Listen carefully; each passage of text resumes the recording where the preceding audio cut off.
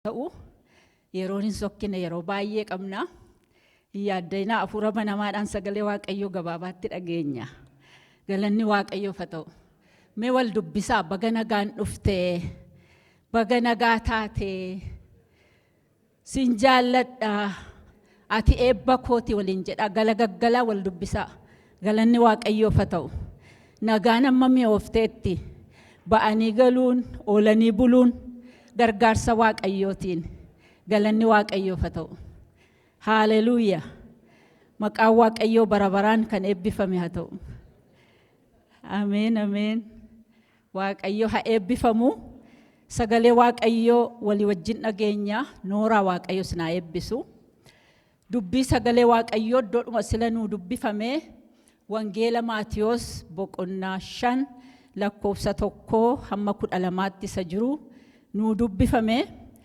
Wangeela Maatiyos boqonnaa 5 lakkoofsa 1 hanga 12 isa jiru. Dubbisuma silaatiin tajaajilatti seenaa yeroo keenya qusachuu fi maqaan Waaqayyoo barabaraan ulfaatu. Wangeela Gooftaa keenya Yesuus Kiristoos Maatiyos akka barreessetti boqonnaa 5 lakkoofsa 1 hanga 12 isa jiru. Lallabii koo garuu lakkoofsa 3 hamma 6 duwwaatti xiyyeeffata. 3 hamma 6 duwwaatti. Galanni Waaqayyoof haa ta'u. Kutaan keenya har'aa kuni kutaa isa macaafa qulqulluu keenya keessatti lallaba gaararraa jedhamee isa beekamu keessaa kutaa isa jalqabaati. Lallabi gaararraa akkuma beennu macaafa qulqulluu keenya keessaa chaapterii 3 qabatee jira. Chaapteriin kun 3 Maatiyos 5 hamma Maatiyos 7tti Gooftaan keenya Yesuus Kiristoos kan barsiisedha. Wangeelota keessaa Maatiyos matu sirriitti barreesse natti fakkaata. Wangeelota warra kaan keessatti badaan agarree garuu boqonnaa 6 keessatti Luqaasii xinnoo tuqeera waa'ee lallaba gaararraa kana. Garuu sirriitti rikaardi kan godhe Maatiyos boqonnaa 5 qabee hamma boqonnaa 7tti jechuudha. Lallaba kana keessatti Gooftaan keenya Yesuus Kiristoos attamitti jireenya Waaqayyoo irratti of gate, jireenya Waaqayyoon gammachiisu, of tuulummaa kan hin qabne, garuu jaalala, ayyaana, ogummaaf yaada Waaqayyootiin kan guute biyya lafaa kana keessa hamma jiraannutti akka bartuu Gooftaatti jireenya akka kanaa akkamitti jiraachuu akka dandeenyu walumatti qabaatti gadi fageenyaan isa kanarratti barsiise. Kana keessatti Gooftaan keenya Yesuus Kiristoos taappikii gurguddaa fudhatee, taappikonni kun immoo namni hundinuu dhalli namaa hundumtuu keessa kan jiru. Daily life keenya keessatti hundumti keenya kan encounter goonu taappikii gurguddaa irratti fudhatee barsiise. Kan akka gaa'ilaa, kan akka dhiifama walii gochuu, etiksii, kan akka jaalalaa, karakterii jireenyaa, kennaa kennuu, buusii keenya kennuu, kurnoo keenya kennuu, itti dabalee immoo kadhatarratti, kanarratti gadi fageessee baay'ee barsiisa kana kenne Gooftaan keenya Yesuus Kiristoos. Galanni isaaf haa ta'u. Barsiisi kuni straight afaanuma Gooftaarraa dhufe. Isatu barsiise hunduma isaa boqonnaa 3 iddooma tokko taa'ee guyyaama tokko keessatti guyyaa guutuutuun fudhatin barsiisa kana kenne Gooftaan. Maqaan isaa kan eebbifame haa ta'u. Waan nu barbaachisu hundumtu achi keessa jira jechuudha. Akka dubbifattaniif sinan afeera. Sanbatatti fufneetu barannee natti tola ture. Garuu kaalendariin keenya dhaqee jijjiira sanbata 3ffaa irratti. Kanaaf isin dubbifadhaa devotionally mana keessatti dubbifadhaa jedheen isin afeera. Galanni Waaqayyoodhaaf barabaraan haa ta'u. Kutaan keenya Maatiyos 5:1-12tti inni jiru kuni isan ittiin jalqabeedha jechuudha. Akkuma sila lubi keenya nuu dubbise namooti baay'een dhufanii gaararratti walitti qabamanii bartoonni isaas immoo dhufaniidha. Boqonnaa 4 keessatti 7 darbe akkuma ilaallee gara dhumaa irratti maal jedha namoonni dhukkubaan qabaman, namoonni garaagaraa dhukkuba garaagaraatiin kan qabamanii namoonni baay'een gara isaa dhufaniidha.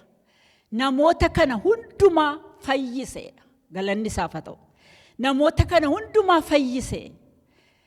Haalli yeroo sana jiru haala cimaa ture. Poolitikaa isaa yoo ilaaltanii, dinagdee isaa yoo ilaaltanii, jireenyi lafa kanarraa baay'ee namootaaf ulfaataa ture yeroo sana. Namoonni dhukkubaan rukutamanii, deegaan rukutamanii, sodaan rukutamanii, yaaddoon rukutamanii, abdii kutatanii dhumoo isaaniitu jira yeroo sana. Namoota dhumoo kana keessatti gooftaan keenya Yesuus Kiristoos dhufee misraachoo yookaanis immoo misraachoo good news fudhatee dhufeetu namoota kana gidduutti argame. Kanaaf abdii keenyatu dhufe, masiitu dhufe, eegaasa turretu dhufe jedhaniitu namoonni kun gara isaatti dacha'an jedha. Ba'aa isaanii fudhatanii, dhukkuba isaanii fudhatanii, yaaddoo isaanii fudhatanii, hirrina isaanii fudhatanii hin dhufe inni nu gargaaru, inni ba'aa keenya nurraa kaasu, inni cubbuu keenya nu dhiisuuf dhalate hin dhufeedhani gara isaatti gaafa sassaabamanii isaan fayyise hunduma isaaniidha. Galanni isaaf haa ta'u. Gaafa inni tajaajilu hundumatti tajaajilama. Nama tokko bira hin darbu. Galanni isaaf haa ta'u. Namooti kuni boqonnaa 5 keessatti isa dhaga'uudhaaf ammas gara isaatti walitti qabaman tuuti sonaan baay'een sun jechuudha. Bartoonni isaas hin dhufanii. Kanaaf gooftaan barsiisa kanaan afaan isaa saaqqate jedha. Galanni Waaqayyoof haa ta'u. Boqonnaan kuni boqonnaan 5 lakkoofsa 1-12 kuni maqaasaa beektonni macaafaa Beatitudes jedhanii itti moggaasan. Beatitudes kan jedhu kun immoo jecha Laatiin irraa Beatus kan jedhu irraa dhufe. Beatus jechuun immoo eebba, blessing yookaan immoo gammachuu, happiness. Eebba yookaan gammachuu. Macaafa Ingiliffaasaa yoo dubbifattanii blessed are those jedha. Afaan Oromoo keenya immoo inni abbaa gammachiisisi kan gammadaniidha jedha. Inni amma yuuzii gochaa jirru kun immoo haa gammadaniidha. Galanni Waaqayyoof haa ta'u. Haa gammadanii kan jedhu kana gooftaan keenya Yesuus Kiristoos kutaa kana keessatti si'a 8 irra deddeebi'ee jedhe. Lakkoofsa 3-10 keessatti si'a 8 argina. Haa gammadan, warra akkas godhan haa gammadanii. Lakkoofsa 3-10 keessatti kan inni dubbatu waan akka nuyi taanu barbaadutti dubbata gooftaan. Akka nuyi taanu waan ofii isaatii barbaadu. Mootummaa isaa kana keessatti maal ta'uun akka nurra jiru, akka nuyi taanu kan fedhuti dubbata.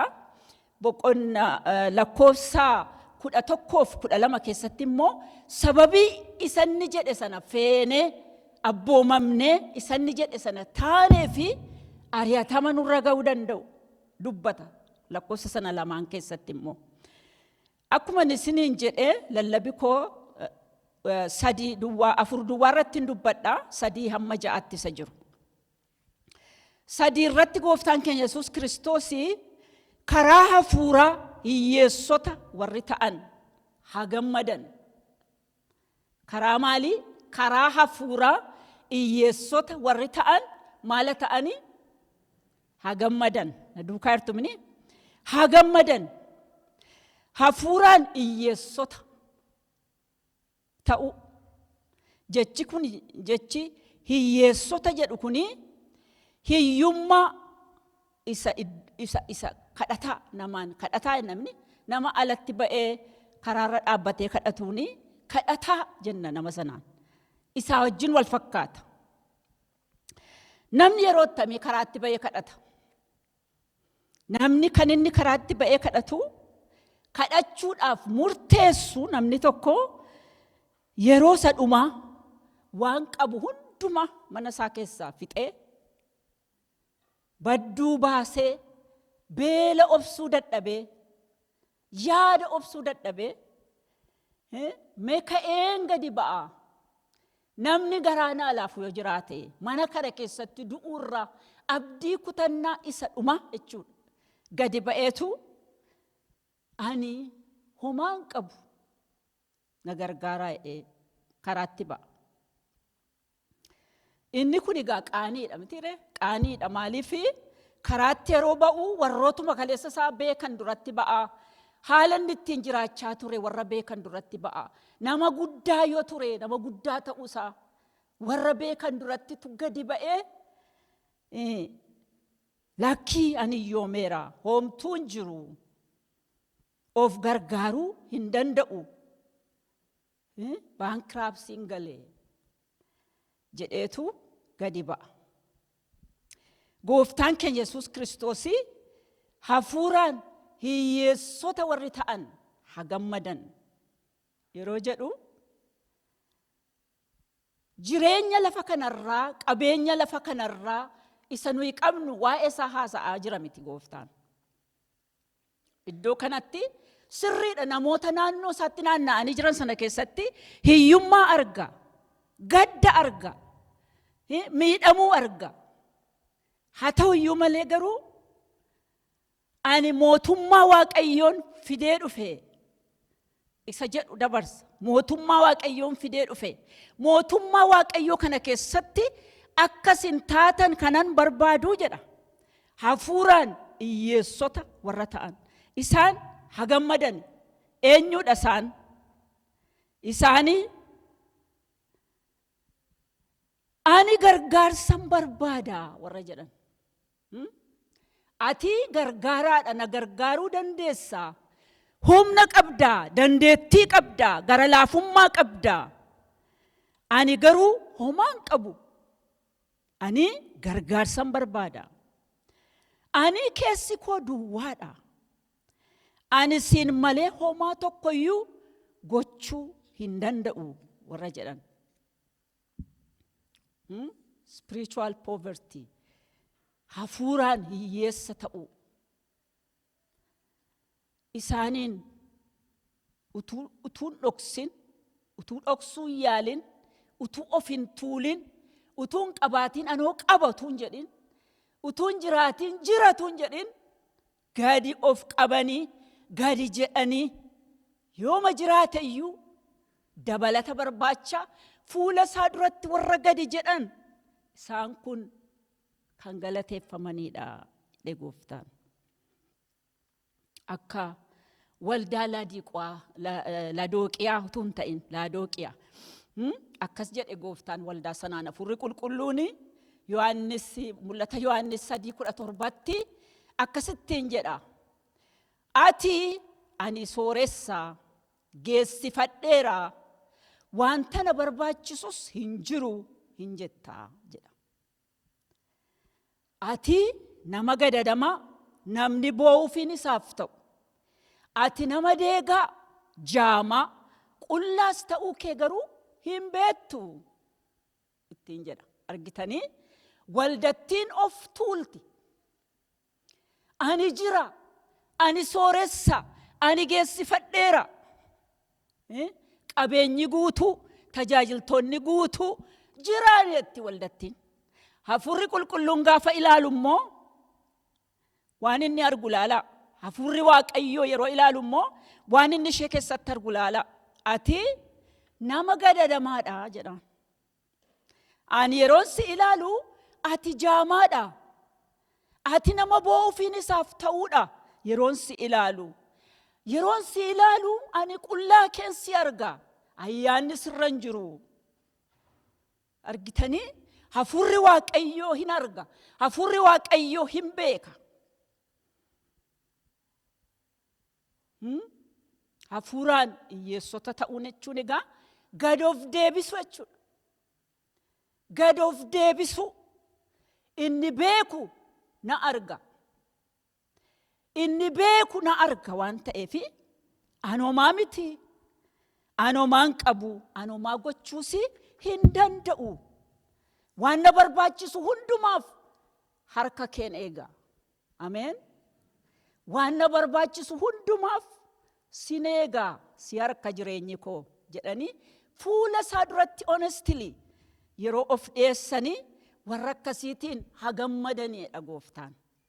Galanni isaaf haa ta'u. Mootummaan kan isaati. mootummaan kan warra akkasiitiidha gooftaan.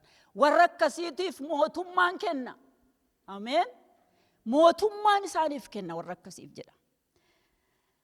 Gooftaan warra akkasiin jaallata. Isaan keessa buufachuus hin barbaada. Isaayyaas 57:15 irratti akkas jedha, ani inni ol jedhaan guddaan bara baraan kanan jiraadhu, maqaan koo qulqulluu kanan ta'e, iddoo ol ka'aa fi iddoo qulqullaa'aarra nan jiraadha. Garuu warra garaan isaanii cabee fi warra gadi deebi'anii wajjin nan ta'a. Argitanii? Guddaadhaani. Hamma isin ibsitan gararraatti guddaadhaani. Guddummaan koo hin safaramu. Haa ta'uyyuu malee garuu warra gad of deebisan, warra fuula koo duratti guddaadha jedhanii of xinneessan, isaan keessa nan jiraadha. Isaanii wajjinan ta'a. Hafuura isaaniis nan haaressa jedha. Galanni Waaqayyoof haa ta'u. Ameen. Gooftaan nu haa gargaaru. Lakkoofsa 4 irratti akkas jedha.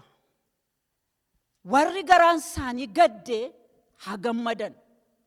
Isaan jajjabina hin argatu. Gadda arga namoota sana keessatti. Gaafa isaaniin ilaalu garaan isaanii gaddee jira. Warri gadditan gammadaa jajjabina hin argattu. Cubbuudhaan rukutamanii gaddanii jiru. Dadhabbiidhaan rukutamanii gaddanii jiru. Gammadaa jajjabina argattu. Inni kunis dubbiinsaa faallaa fakkaata. Argitanii? Namni gaddu akkamitti gammada? Namni gaddu cubbuu, isaan kun immoo cubbamaa ta'uu isaanii hubatu. Waaqayyo duratti yeroo of ilaalan, isa qulqulluu ta'e Waaqayyo duratti gaafa of ilaalanii, ani cubbamaadha, cubbuu isaaniitiif gaddu. Cubbamaadha ani. Nama qulqulluu hoolaa Waaqayyo na dura dhaabbatee na barsiisu kana duratti yeroo of ilaalu, cubbuu koof nan gadda jedhu isaan immoo. Inni immoo isaan argee gammadaa. Warra akkasiin jaallata waan ta'eef. Waaqayyo duratti yeroo of ilaalan akka Daawit fa'a. Faarfannaa 51 guutummaa isaa yoo dubbiftanii, Daawit fuula Waaqayyo duratti sababii cubbuu isaatiitiif gaddee qalbii diddiirrata. Gaddee Waaqayyo duratti boo'a. An naman yakke miti, ani siinan yakkeedha gooftaadhaan. Jireenya cubbuu isaatiif gaddee gaabbee qalbii diddiirratu qaba. Isaayyaas. Daawit. Isaayyaasis boqonnaa 6 keessatti hin boo'a waa'ee cubbuu isaatiif. Waaqayyoon isa qulqulluun teessoo isaa irratti argee naaf hin malu dura isaa dhaabachuun, wayyoo ani nama cubbamaadha, arrabni koo cubbama, sabin keessa jiraadhu cubbama, wayyoo anaaf jedheetu boo'a Isaayyaas.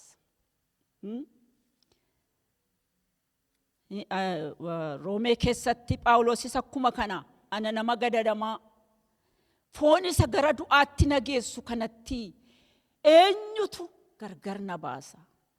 Foon isa cubbuutti na oofu kana, jireenyi isaa, keessi isaa, dheebuun isaa, lubbuun isaa Waaqayyoon barbaaddi. Waaqayyoon barbaaddi. Foon isaa immoo lafatti gadi isaa harkisa. Kanatti maaltu adda na baasa jedheetu gadda Phaawulosis. Warra akkasii waa'ee cubbuu isaaniitiif fuula Waaqayyo duratti warra gaddanii of dhiyeessan, warra akkasii cubbuu isaanii duwwaadhaaf gaddu miti. Cubbuu warra kaaniitiifis hin boo'u. Mul'ata qabu. Ulfina Waaqayyootti yeroo bu'amu, teessoo Waaqayyootti yeroo bu'amu, maqaan Waaqayyoo yeroo arrabsamu hin gaddu. Namoonni kun hin gaddu, Waaqayyo duratti boo'u. Waa'ee cubbuu warra kaaniitiifis gaddanii boo'u. Faarfannaa 136 irratti namoonni seera kee waan cabsaniif, sagalee kee irra waan daddarbaniif, kabaji kee waan dhibameef himimmaan narra yaa'a akka lolaa narra yaa'edha Daawit. Isa kana yaadeen boo'e. Natti hin tolu, nan gammachiisu yeroo maqaan kee tuqamu, yeroo seera kee irra daddarbamu, yeroo sagalee kee irra daddarbamu naan rafamu, rafuu hin danda'u. Nan boo'a, na jala yaa akka bishaanii. Argitanii bara isaanii ilaalu, haala keessa jiran ilaalu, namoota keessa jiran ilaalu. Akkam nuyi naannoo keenya ni ilaalla. Yeroo keessa jirru kana ni ilaalla. Maaltu ta'aa jira? Ulfina Waaqayyootti yeroo bu'amu, maqaan Waaqayyoo yeroo arrabsamu hin gaddina. Himimmaan ija keenya keessa guutaa. Nu gaddisiisa. Itti yaanna, gaaffii qabna. Waaqayyo maaliif dheekkame bara kana? Maaliif sodaanne, maaliif sodaatoo taane? Hafuurri nuuf kenname hafuura jajabinaa ti jedha sagaleen Waaqayyo. Isin ijoollee Waaqayyooti jedha sagaleen Waaqayyo. Nu garuu maaliif sodaanne? Maaf sodaattuu taane? Maaliif marfamne? Nutti dhaga'ama firoota ko. Waa'ee cubbuu ofii keenyaa, waa'ee cubbuu warra kaanii gaddinee Waaqayyo duratti hin dhiyaanna. Bara kana tiimiin nuu kenname nuyi ambaasaaddoroota jedhamne. Bakka bu'oota Gooftaa. Saba keessa jiraannu bakka buune Waaqayyo duratti hin dhiyaanna qalbii diddiirrannaadhaan. Akka Abiraam fa'a. Abiraamii seera uumamaa boqonnaa 18 keessatti hin kadhate Waaqayyoon, intercessory prayer jedhaman. Hin kadhate dhalootaaf, dhaloota keessa jiruuf, dhaloota bara sana jiruuf Waaqayyo dura yeroo dheeraa dhaabbate Waaqayyo wajjin muggute Abrahaam. Hin balleessitaare. Nama 45 yoo jiraate hin balleessitaare. Qajeelota nama hammana yoo qabaatte hamma 5tti gad dhufe. Qajeelota biyya kana keessa yoo qabaatte hin balleessitaare. Hin dhiiftuure. Harka dha'icha keetiin sassaabbattuure. Hin ooyituure ati jedheetu Waaqayyo dura dhaabbate dhaloota isaaf. Firoota ko maalitti jirra?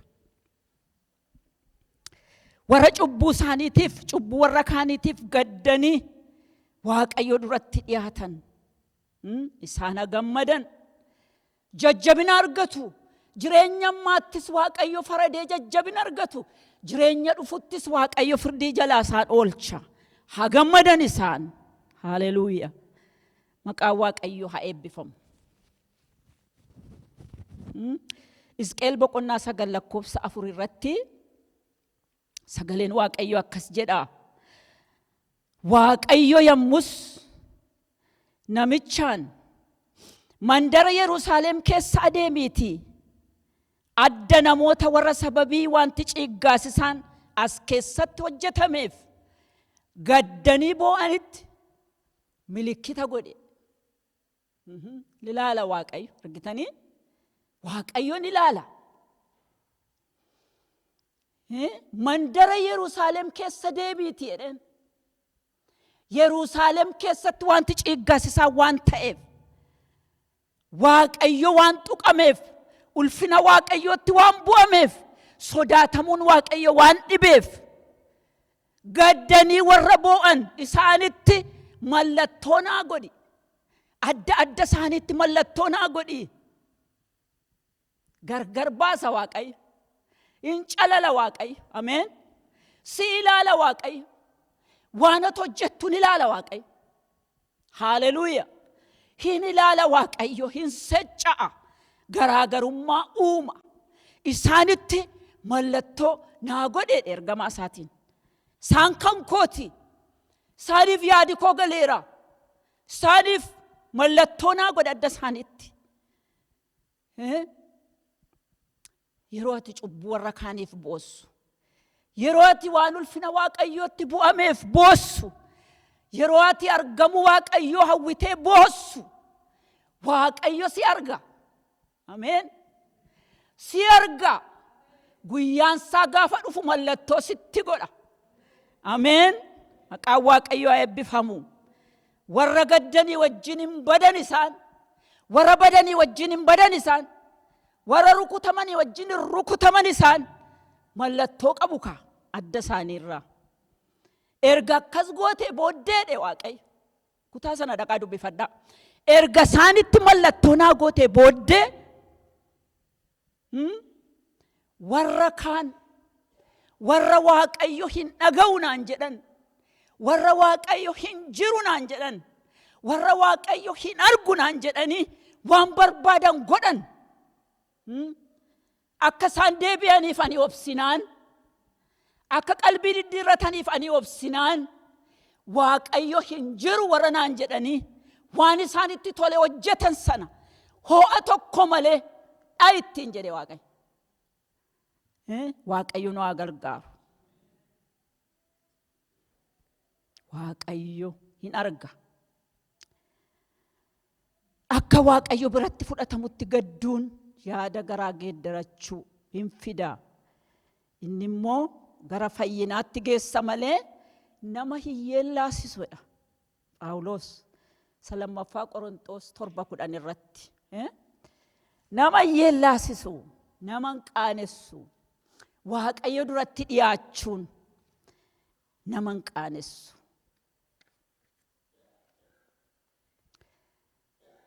Warra akkasii hagammadan isaan jajjabina argatu. Jireenya ammaattis hin jajjabaatu, jireenya dhufuttis firdii jalaa oolu. Galanni Waaqayyoof haa ta'u. Lakkoofsa 5 irratti akkas jedhe, warri garraamiin hagammadan isaan biyya isa abdachiifame sanaa hin argatu.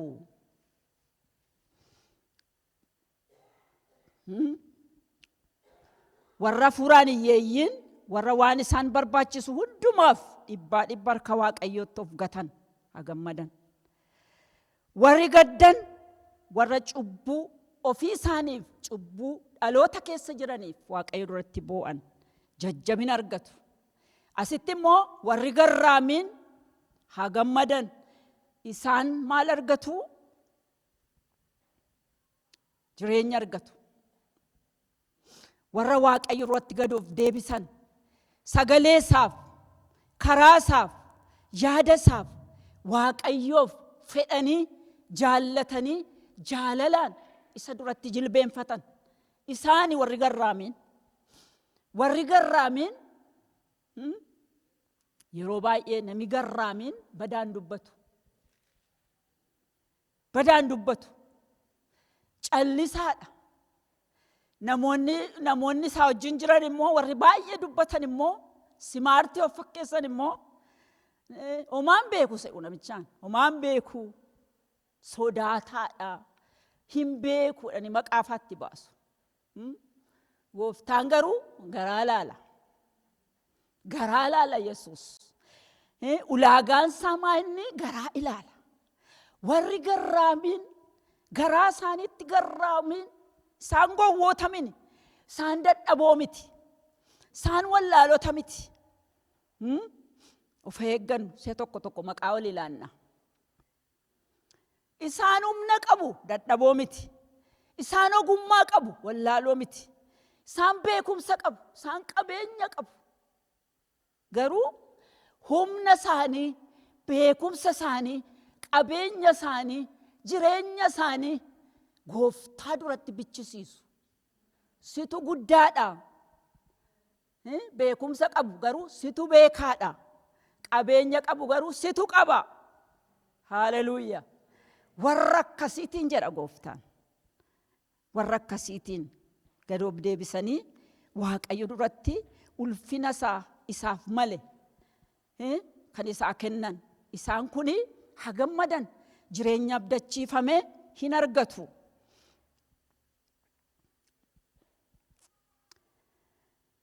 Gad of deebisuudhaan warra kaan ofirra caalchisaa ilaalaa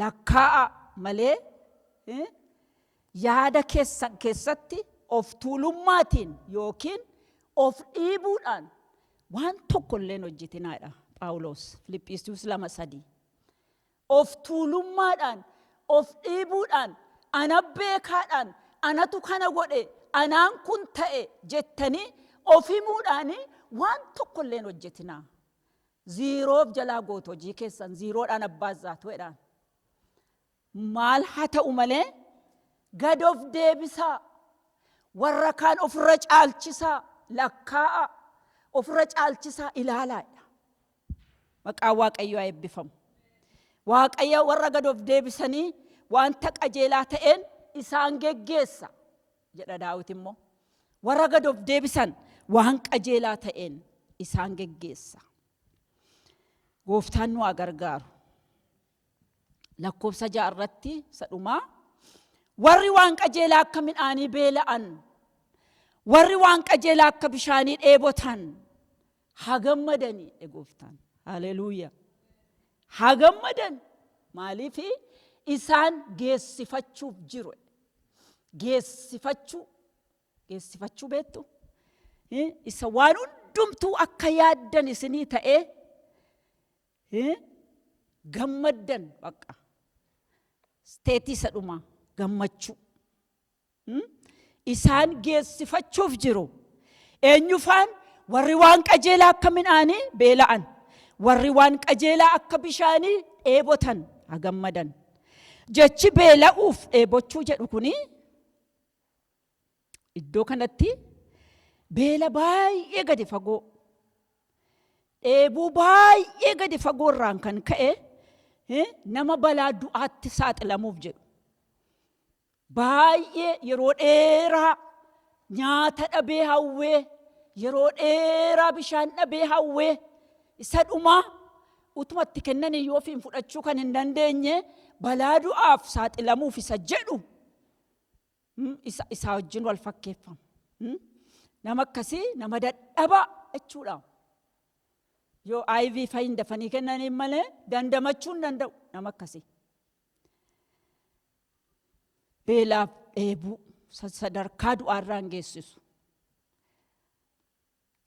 isa yoo argatan malee hin fayyine Daawit akkas jedhe faarfannaa 42:1-2 irratti iddoo beekamaa qaaliittuu beeknamni iddoo kana boromni akkuma burqaa bishaan yaa'u yaadu jedhe Daawit akkuma burqaa bishaan yaa'u yaadu lubbuun koos akkasuma si yaaddi yaa Waaqayyo lubbuun koo Waaqayyoon hin yaaddi isa jiraata Waaqayyoon lubbuun koo hin yaaddi akka bishaanii isa dheebotti yooman dafee isa arga jetti isa yaaddi Waaqayyoo koo durattis yooman yaadda jetti jedha barbaacha borofni bishaan barbaaddutti fakkeessee akkatti lubbuun isaa Waaqayyoon dheebottu borofni waan isheen bishaan yaa'u barbaadduufi hin qoranne illeeti waansaa garuu inni tokko borofni foolii xiraa qabdi jedha kan dubbisetti borofni foolii xiraa of keessaa baaftu tokko qabdi jedha bineensonni warri ishee nyaachuu barbaadan immoo foolii ishee kana barbaadaniitu ishee gaadu faana dha'u borofni as jirti jedhu foolichaan isee beeku borofni caakaa kana keessa jirti asirra dabarte jedhaniitu kottee ishee faana dha'anii ishee balleessuudhaaf ishee nyaachuudhaaf ishee gaadu bishaannin jiru taanaan borofni diinota isheetiin nyaatamteetti jechuudha kanaaf borofni gaggabdee ariifattee bishaan barbaaddi bishaan yeroo argattu foolii xiraa sana qulleeffatti foolii xiraa sanatu dhiqatti akka bineensi isheen argannetti akkuma kanaa dhagaa Daawit akkuma kana lubbuun koo siin isa jiraataa barbaaddi si yaaddi, si dheebotti, si barbaaddi, si malee jiraachuu hin dandeessu. Warri ishee adamsan, warri ishee ari'atan akka isheen argannetti lubbuun koo ariifattee si barbaaddi. Yooman Waaqayyoo koo wajjin wal arga jetti jedheetu Daawit dubbata. Ati bishaan jiraataadha. Ati buddeena jireenyaati. Lubbuu koo quubsita. Hamman si argadhutti gabiif boqonnaa hin qabu. Sin barbaada, sin yaada. Situ na barbaachisa. Haleluuyaa. Ameen. Ameen jedhame. Haleluuyaa. Galanni Waaqayyoof haa ta'u. Warritu gargarin kutin qajeelummaa kana dheebotan, qajeelummaa kana beela'an egaa hagammadanii jedhe Yesuus. Gargarutuun kutin. Gargarutuun kutin. Qajeelummaa jechuun Waaqayyo duratti sirrii ta'u jechuudha. Righteous. Right isa jedhurraa dhufe. Waaqayyo duratti mudaa malee sirrii ta'anii argamu jechuudha. Waaqayyo yeroo nama laalu isa duratti qajeelaa ta'anii argamu.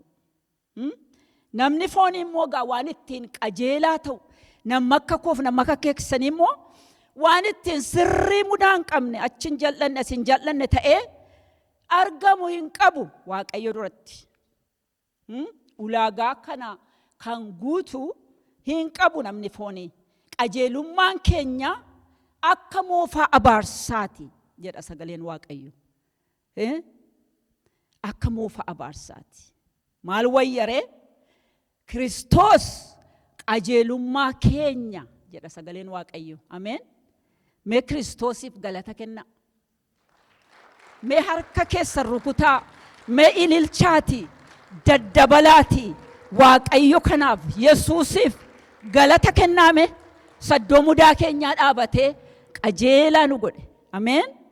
Galanni Waaqayyoof haa ta'u. Kiristoos qajeelummaa keenya. Kiristoos fannoo irratti hidhe Phaawulos.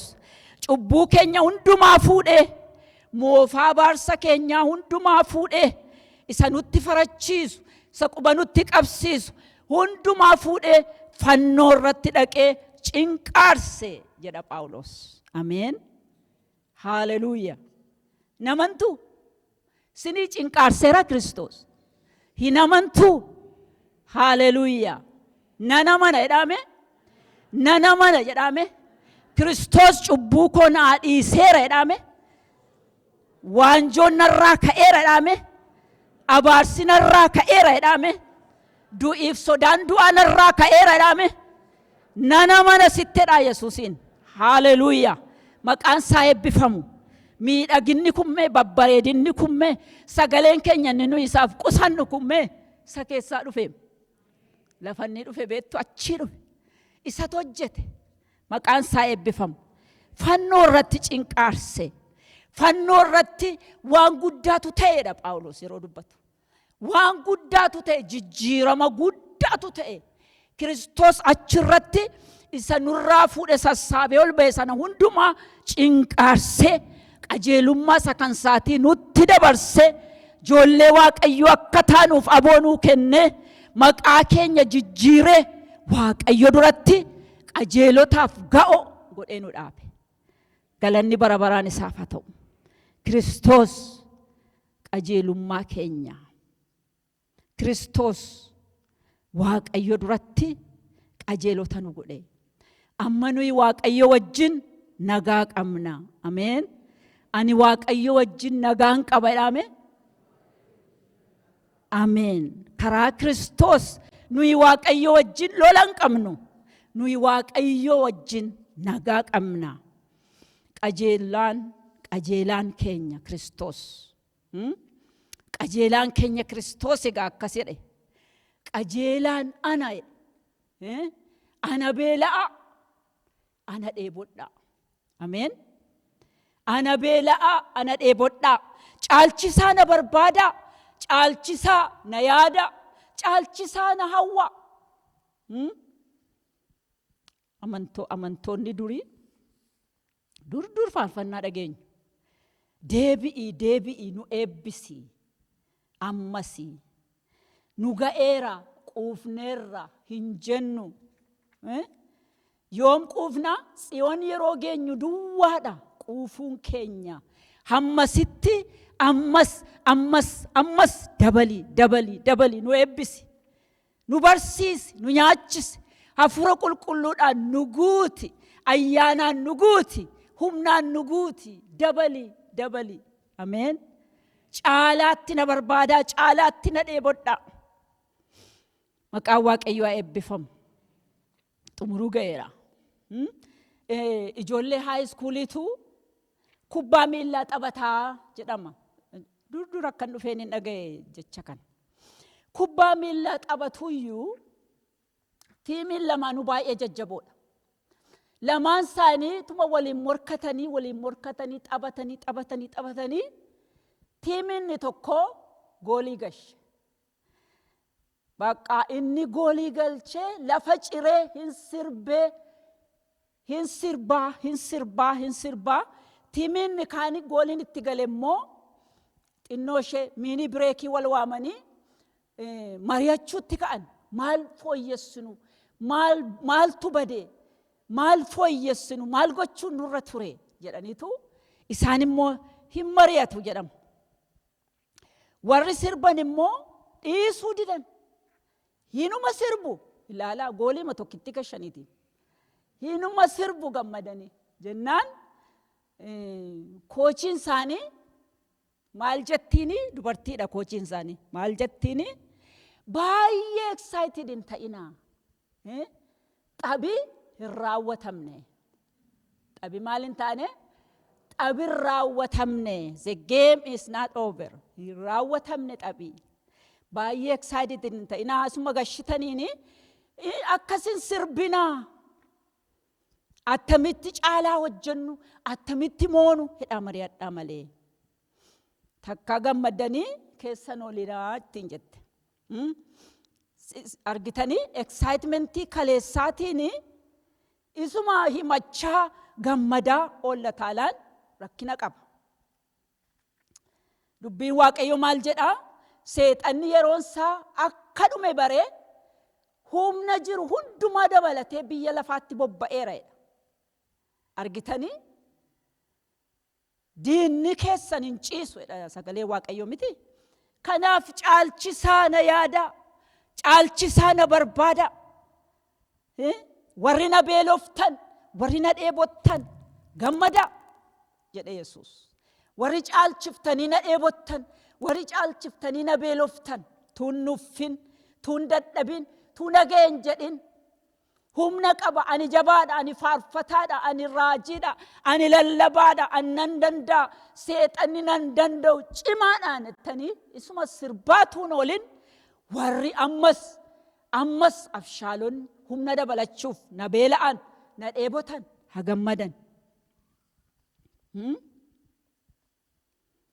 Waaqarraa kan dhufe ana buddeenni jireenyaa, ana bishaan jireenyaa.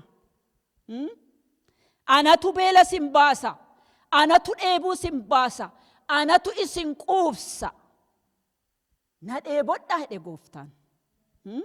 Argitu foon Kiristoos, dhiiga Kiristoos, jaalala Waaqayyoo isa gadi fagoo, sammuu namaatiin tilmaamamuu isa hin dandeenye hojii Kiristoos nuuf godhe. Maaddii Waaqayyoo qophaa'ee nu dura isa jiru argitu jaalala Waaqayyoo. Beelofnee dhufne?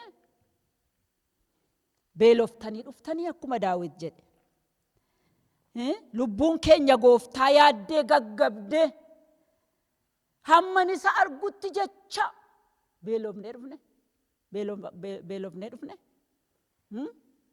Moo calluma jennee hinafu jenneema?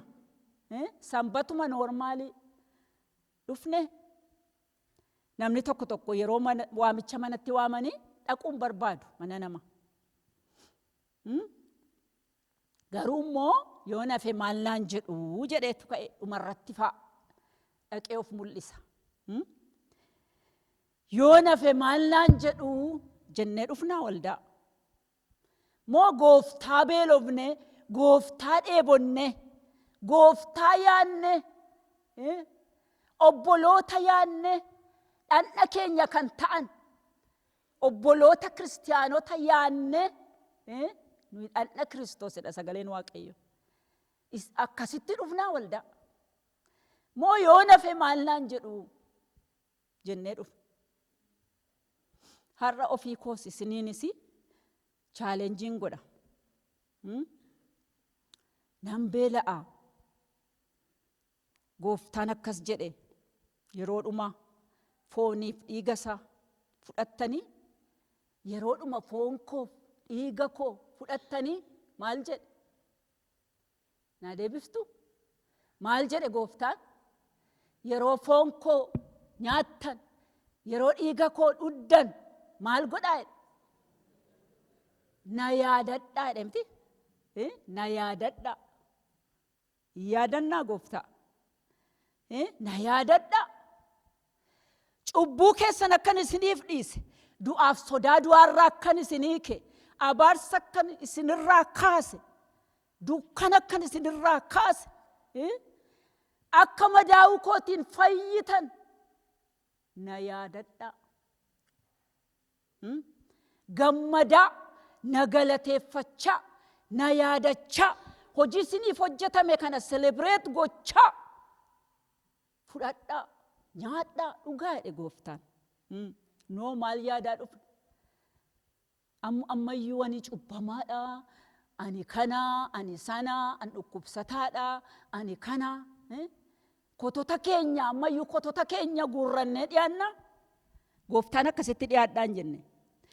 Gammada galateeffachaa, cubbuun keessan isinii dhiifameera, sodaan isinirraa cabeera, bilisa isin yaaddoon hin jiru. Gammadaa galateeffadhaa, nyaadhaa, dhugaa, na yaadadhaa. Ameen. Maqaan Waaqayyoo kan galateeffame haa ta'u.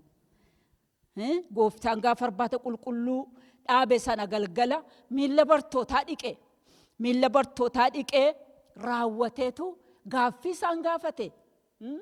Waan amma isiniif godhaa jiru kana beektuu isin? Isinii galeeraa waan hin godhe kun ittiin jedhe. Beektuu waan hin godhaa jiru? Isiniif galeeraa?